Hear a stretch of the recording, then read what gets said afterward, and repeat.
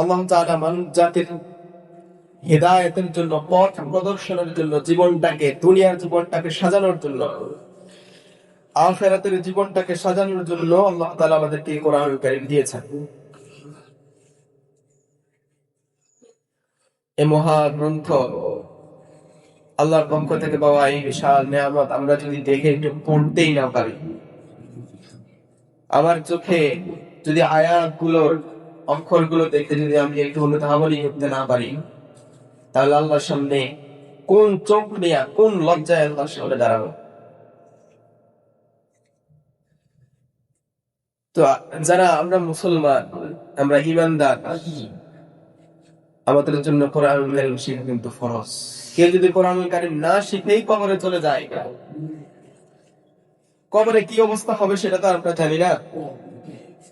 আল্লাহ যাকে ইচ্ছা হয়তো ক্ষমাও করে দিতে পারেন, কিন্তু যেদিন আল্লাহর সাথে আপনার সাক্ষাৎ হবে, তো কোন লজ্জায় আপনি আল্লাহর দিকে তাকাবেন? কোন লজ্জায় আপনি আল্লাহর সামনে দাঁড়াবেন?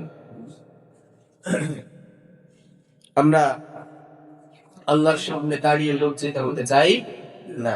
আল্লাহর সামনে লজ্জিত হতে না চাইলে কি করতে হবে? আমাদের কোরআনটা অবশ্যই শিখতে হবে।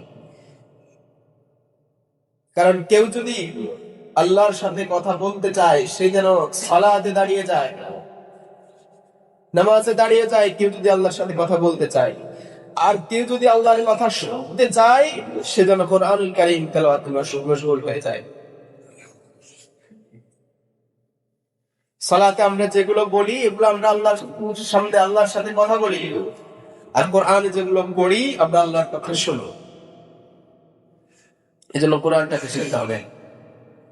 ফজিলত, নবী করিম সাল্লাল্লাহু আলাইহি ওয়াসাল্লাম বলেছেন, আফদালুল ইবাদাতি তিলাওয়াতুল কোরআন। কোরআনুল কারীমটা হচ্ছে নফল ইবাদতের মধ্যে শ্রেষ্ঠ ইবাদত। কোরআনুল কারীমটা নফল ইবাদতগুলোর মধ্যে শ্রেষ্ঠ ইবাদত, এর থেকে দামি ইবাদত আর নাই। আবার নবী করিম সাল্লাল্লাহু আলাইহি ওয়াসাল্লাম বলেছেন, খায়রুকুম মান তাআল্লামাল কুরআন ওয়া আল্লামা। কোরআন যে শিখে আর যে শিখায়, তারা পৃথিবীর শ্রেষ্ঠ মানুষ।